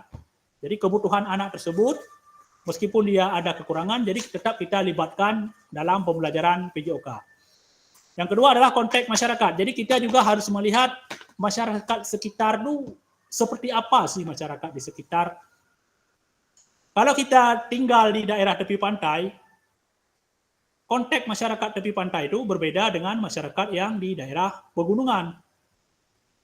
Konteks masyarakat di daerah pegunungan berbeda dengan masyarakat kota. Kalau masyarakat kota itu, kalau olahraga itu, mungkin dari segi fasilitas mereka lebih lengkap. Contoh, misalkan bulu tangkis. Kalau bulu tangkis, cocok di kota. Karena anak-anak kota itu biasanya sering bermain bulu tangkis. Apalagi mereka yang ikut dengan orang tuanya bermain di gor. Itu masyarakat kota. Kalau anak-anak yang di tepi pantai, cocok nggak bulu tangkis? Tidak cocok. Karena di tepi pantai itu mana bisa main bulu tangkis? Tepi pantai itu banyak angin. Kalau dipaksakan bermain bulu tangkis, ya tak ketemu lah. Bolanya entah kemana nanti. Hilang Pak bolanya. Nah, bolanya hilang. Jadi kita harus menyesuaikan. Kalau di tepi pantai itu apa? Ya seperti yang disampaikan oleh Bu Intan tadi, berenang. Itu cocok tuh. Di konteks masyarakat di situ bisa berenang. Jangan sampai ada anak di tepi pantai itu tidak bisa berenang. Nah, itu jadi problem nih. Kenapa tidak bisa berenang nih anak nih? Karena umumnya kalau masyarakat tepi pantai itu bisa berenang. Beda dengan anak kota. Anak kota mungkin ada yang bisa berenang, ada yang tidak bisa berenang ya. Jadi kita menyesuaikan dengan konteks masyarakat. Yang ketiga, waktu. Jadi kita dalam menyusun program itu kita harus mengalokasikan waktu. Kalau sekarang waktu PJOK per minggu itu tetap 24 jam, tetapi sekali tatap muka 3 JP ya, 3 JP.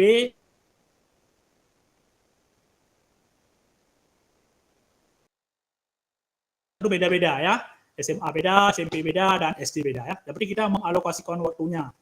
Dalam 1 bulan berapa, dalam 1 semester berapa. Jadi kita buat di awal pembelajaran.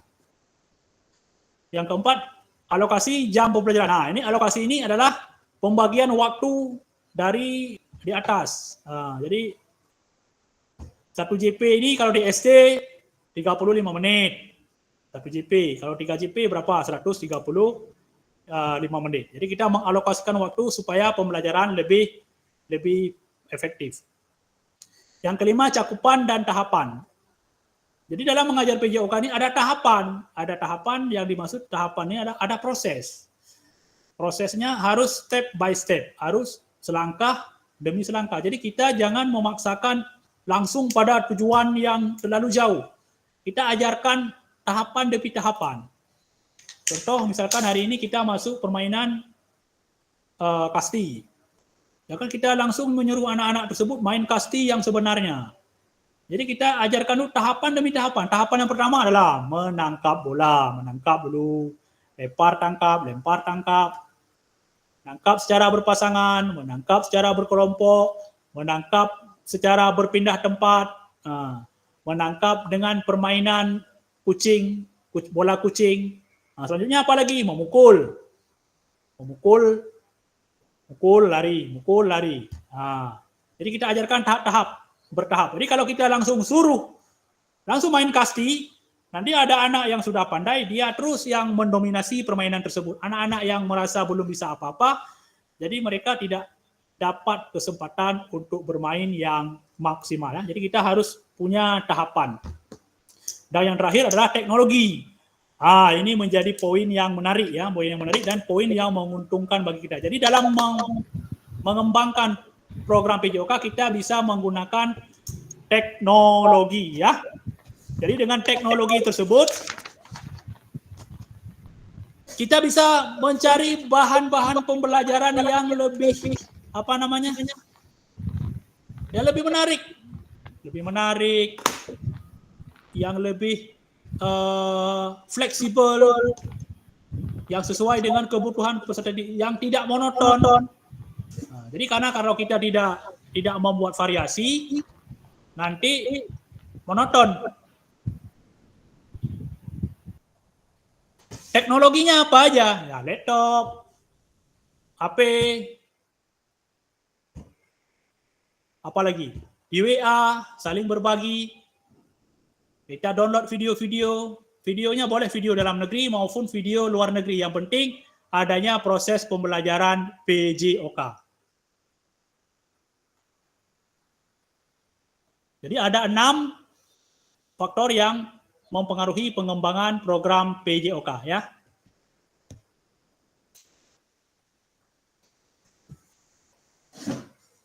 Sekarang aktivitas yang ketiga. Yang pertama adalah aktivitas ketiga, karakteristik utama kurikulum Merdeka dan artikulasi Ki Hajar Dewantara dalam pendidikan nasional. Menurut Bapak Ibu, kata kunci apa yang berulang kali kita bahas dalam mengembangkan kurikulum Merdeka?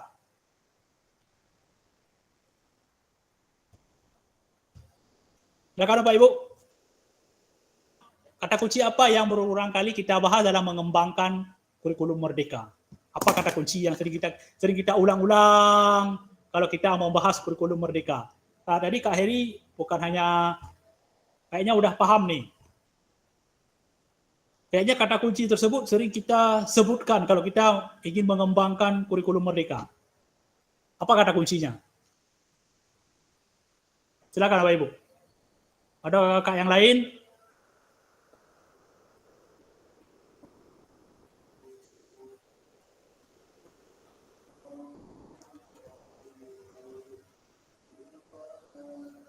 Apa kata kunci yang berulang kali kita bahas untuk mengembangkan kurikulum merdeka? Kata kuncinya, kalau kita mengembangkan kurikulum merdeka, apa kata kuncinya? Airi, silakan.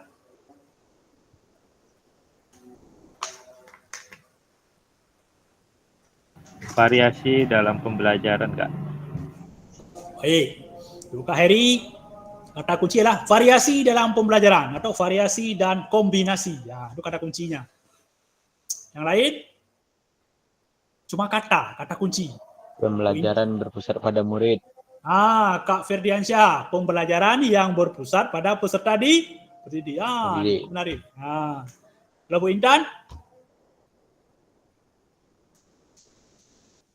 Sama Pak, udah dijawab duluan, berpihak kepada murid. Nanti sudah dijawab duluan ya, kata kuncinya ya. Iya Pak. Yang lain? Yuk.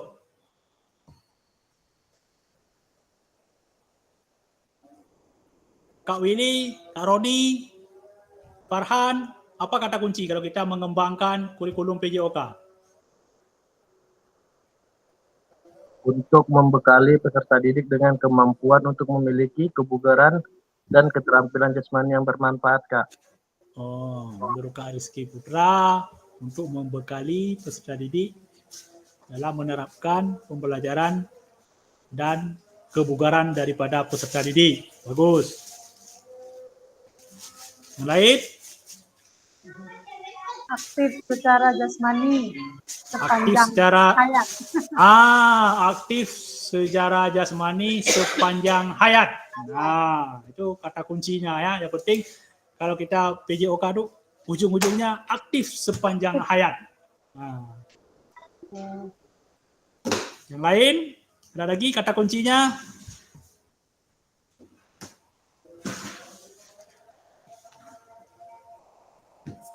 Oke, baik. Kita lanjut. Karena sudah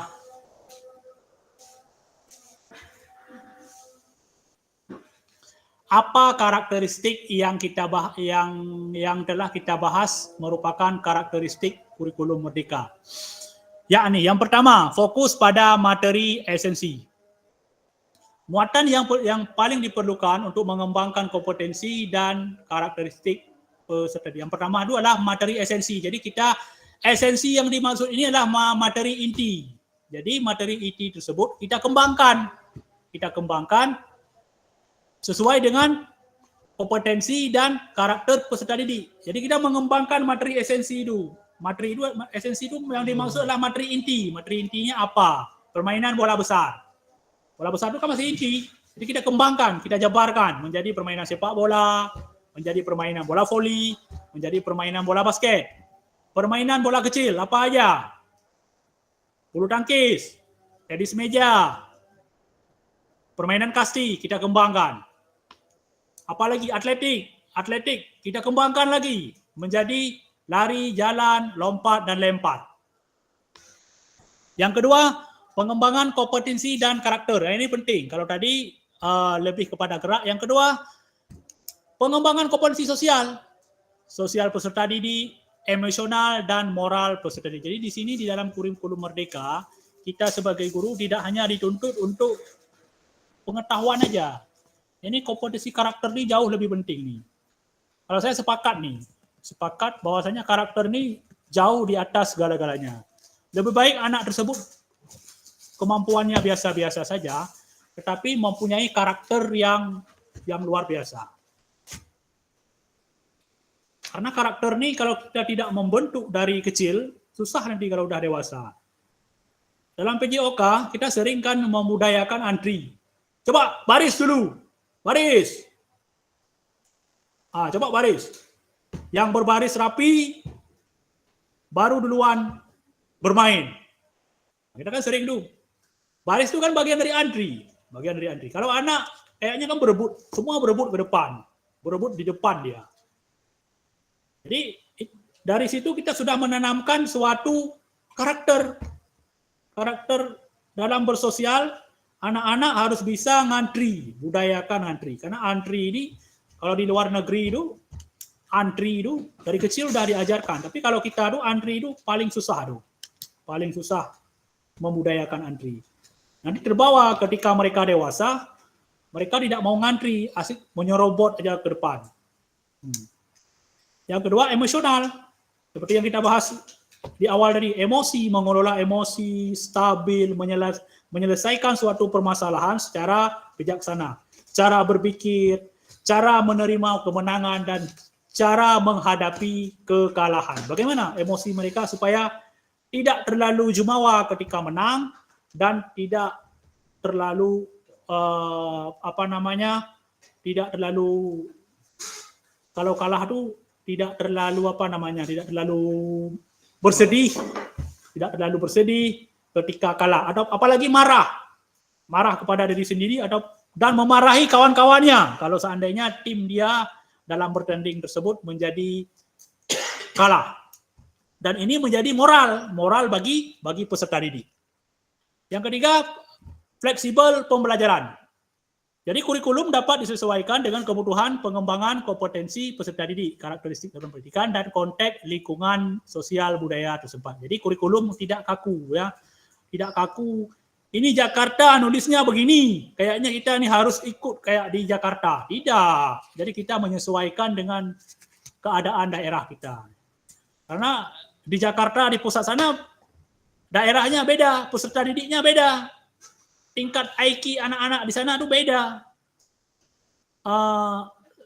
Fasilitas di sekolah mereka pun beda dengan di tempat kita. Jadi kita menyesuaikan dengan karakter anak kita seperti ini. Kita tidak bisa ikut dari pusat. Kita sesuaikan. Sekolah kita juga beda. Kita tidak bisa membandingkan sekolah A dengan sekolah B. Jadi kita beda-bedakan. Lingkungan sosial juga beda-beda. Seperti kita sampaikan tadi, di tepi pantai, di kota dengan di gunung, beda-beda. Budaya masyarakat juga beda-beda. Jadi kita fleksibel, ya. Kita jangan kaku, kita fleksibel. Fleksibel itu masuk ke dalam segala hal. Jangan kaku menjadi guru PJOK.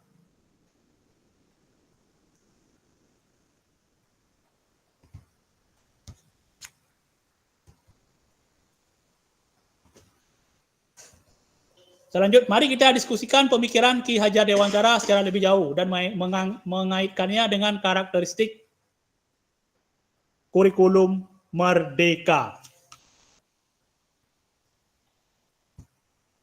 Baik kakak, sekarang kita akan berdiskusi tentang pemikiran Ki Hajar Dewantara. 3 pemikiran Ki Hajar Dewantara. Yang pertama adalah Ingarso Sungtolodo, di depan menjadi teladan. Immadio Mangunkursho, dari samping kita memberi dorongan. Yang ketiga, Tut Uri Handayani, dari belakang kita memberikan dorongan. Kalau Immadio Mangunkursho, dari samping kita memberikan bimbingan. Jadi dari 3 pemikiran Ki Hajar Dewantara, bagaimana kita mengaitkan dengan kurikulum merdeka? Silakan kakak.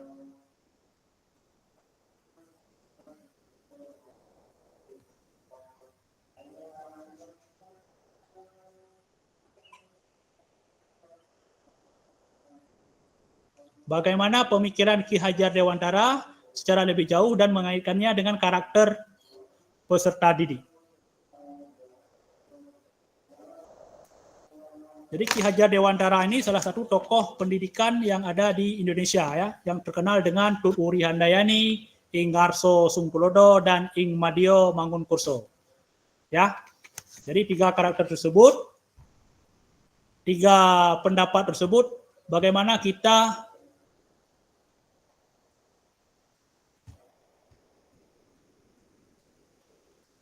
mengaitkan dengan kurikulum merdeka. Jadi Ki Hajar Dewantara menggarisbawahi bahwa maksud pendidikan adalah menuntun segala kodrat yang ada pada anak agar mereka dapat mencapai keselamatan dan kebahagiaan yang setinggi-tingginya, baik manusia maupun sebagai anggota masyarakat. Jadi Ki Hajar Dewantara menuntun. Jadi pendidikan itu adalah menuntun anak-anak untuk mencapai keselamatan dan kebahagiaan sebagai anggota masyarakat. Jadi pendidikan itu kita tuntun supaya anak itu selamat sebagai manusia dan sebagai anggota masyarakat. Itulah tujuan pendidikan.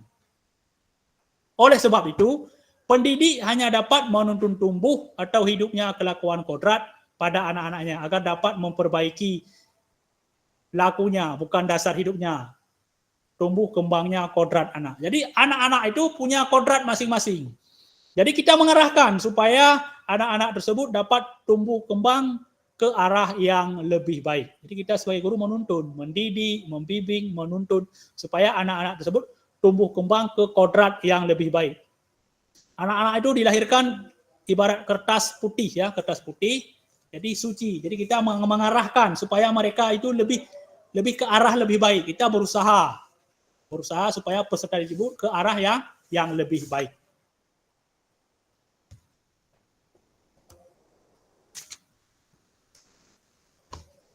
Pada akhir sesi ini, hari ini, Bapak Ibu, peserta dapat memahami karakteristik utama kurikulum Merdeka yang berkaitan dengan prinsip pemikiran Ki Hajar Dewantara. Nah, jadi 3 karakteristik sesuai dengan prinsip Ki Hajar Dewantara. Yang kedua, peserta dapat memahami pengembangan kurikulum. Sama-sama sudah kita bahas tadi. Dan yang ketiga, peserta mampu memahami penyusunan program PJOK yang berkualitas dengan backward design. Ya. Jadi ini tujuan daripada pembelajaran hari ini Bapak Ibu ya. Oke, sekarang kita berada pada sesi akhir ya. Terima kasih. Sampai di sini ada yang ingin memberikan masukan kakak-kakak sebelum kita mengakhiri pada sesi kali ini.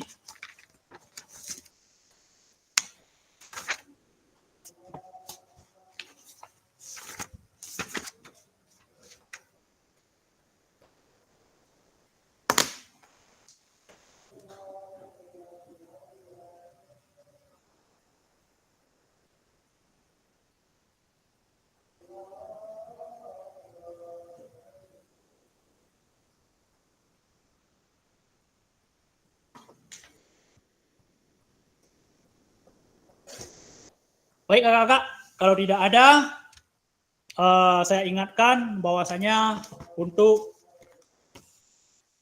mengerjakan tugas-tugasnya yang ada di LMS, tetap mengerjakan karena selain kita melakukan tatap maya, kita juga ada tugas-tugas yang harus dikerjakan di LMS.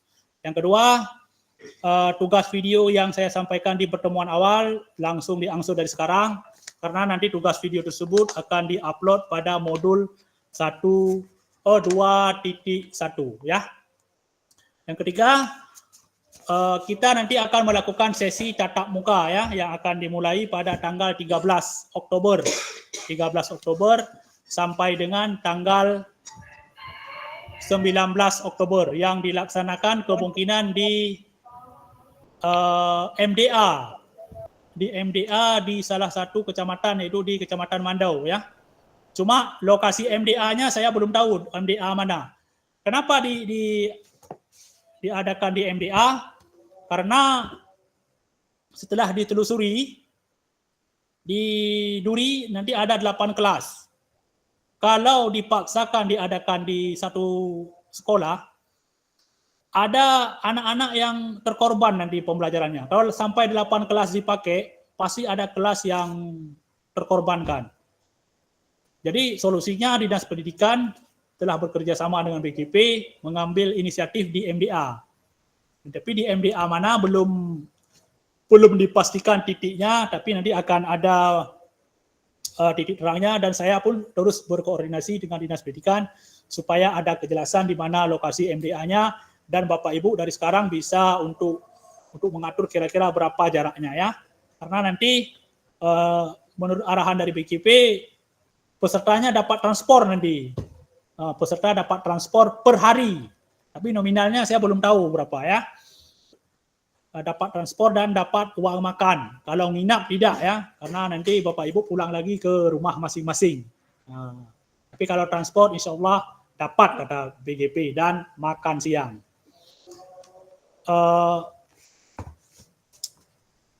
Jadi yang kedua, kenapa tidak diadakan di sekolah? Karena setelah dicek di sekolah tersebut ada juga peserta yang ikut PKK. Jadi untuk menghindari supaya tidak ada peserta ada di sekolah tersebut, makanya diadakan di MDA.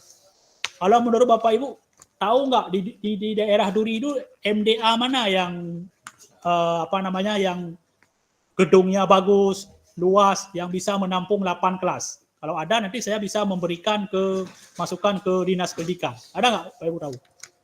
MDA yang agak bagus lah dari segi gedung, ada lapangan. Karena nanti kita akan melakukan praktek juga di lapangan, tapi prakteknya tidak cuma 1 hari aja, hari Jumat pada SEM nanti ya, Sport Education Model. Kita akan melakukan praktek, tapi lebih banyak di kelas. Ya, kalau ada nanti tolong di japri aja ke saya di mana lokasinya. Saya bisa berkomunikasi dengan Dinas Pendidikan untuk penunjukan lokasi MDA tersebut. Ya. Baik kakak-kakak, ada pertanyaan sampai titik ini sebelum kita tutup?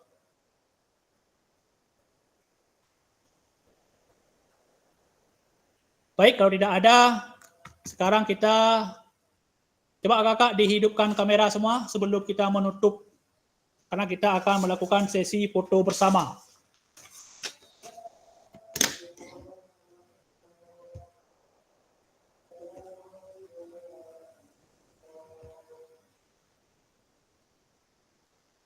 Oke, sekarang saya minta doa penutup dulu ya. Kak Firdiansyah, coba doa penutup. Assalamualaikum warahmatullahi wabarakatuh. Waalaikumsalam warahmatullahi wabarakatuh. Baiklah, sebelum mengakhiri pembelajaran kita hari ini,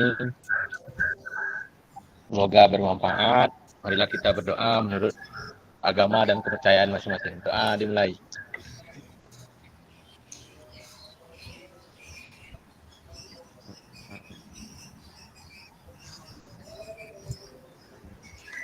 Berdoa selesai. Terima kasih kepada Kak Ferdiansyah yang telah memimpin doa penutup. Sekarang ayo kita berfoto bersama. Ayo pasang wajah gembira. Oke, 1, 2, 3. 1, 2, 3. Salam PJOK. Tangannya di kepala. 1, 2, 3. 1, 2, 3. Oke. Baik kakak, kita akan berjumpa lagi pada hari Kamis ya. Hari Kamis selama 2 JP dengan modul 1.6 ya. Nah, jadi untuk hari ini sampai pada hari ini, terima kasih atas waktunya. Selamat menikmati weekend bersama keluarga. Sampai jumpa lagi pada hari Kamis. Cukup sampai di sini. Saya akhiri dengan Assalamualaikum warahmatullahi wabarakatuh. Waalaikumsalam warahmatullahi wabarakatuh.